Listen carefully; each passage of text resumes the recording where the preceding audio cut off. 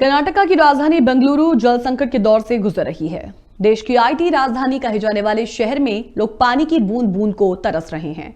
हालात यहां तक आ गए हैं कि कर्नाटक जल आपूर्ति और सीवरेज बोर्ड ने कई कामों में पेयजल के इस्तेमाल पर पाबंदी लगा दी है। आदेशों का पालन नहीं करने पर जुर्माना लगाने की बात भी सामने आई है। कर्नाटक की राजधानी बेंगलुरु जल संकट के दौर से गुजर रही है और इस वक्त लोग पानी को तरस रहे हैं। आदेशों का पालन फिलहाल नहीं करने पर जुर्माना लगाने की बात आई है, लेकिन सबसे पहले हम आपको यहां बताएंगे कि बेंगलुरु जल संकट क्या है और यह संकट कितना गहरा है, पानी की इस कमी का आखिर कारण क्या है और इस स्थिति से निपटने के लिए सरकार क्या कदम उठा रही है।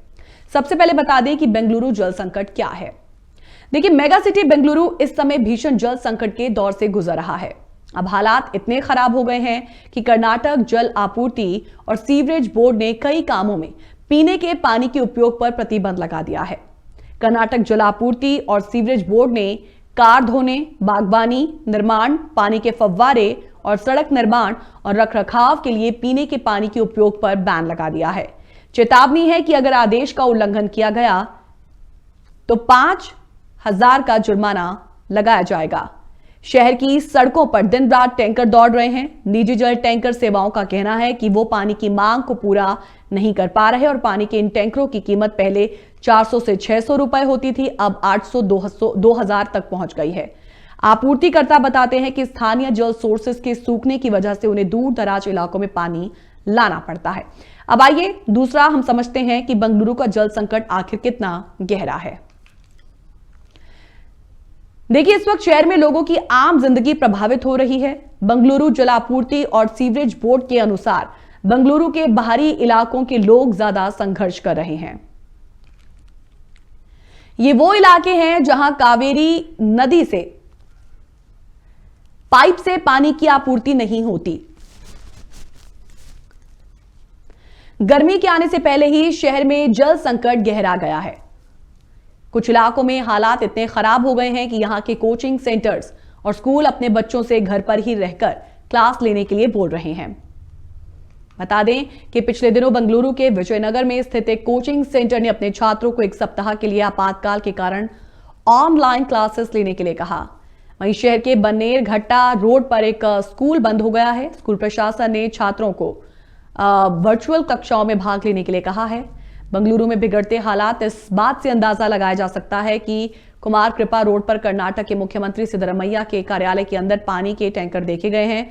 इतना ही नहीं, डिप्टी सीएम डीके शिव कुमार ने हाल ही में कहा था कि सदाशिव नगर में स्थित उनके घर में बोरवेल सूख गया है, जबकि सदाशिव नगर सांकी झील के बगल में ही स्थित है।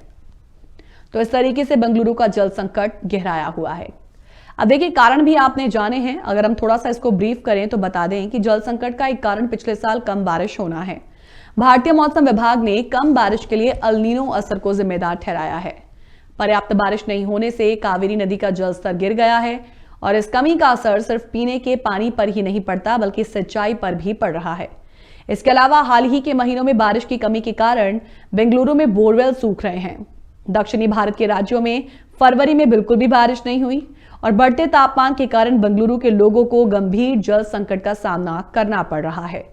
कर्नाटक राज्य प्राकृतिक आपदा प्रबंधन केंद्र ने हाल ही में बताया था कि इन जलाशयों की कुल क्षमता 114.57 मिलियन क्यूबिक फीट है, लेकिन वर्तमान में उनमें 44.65 टीएमसी ही पानी है। इस स्थिति से निपटने के लिए अब सरकार क्या कदम उठा रही है, चलिए ये भी आपको बताते हैं।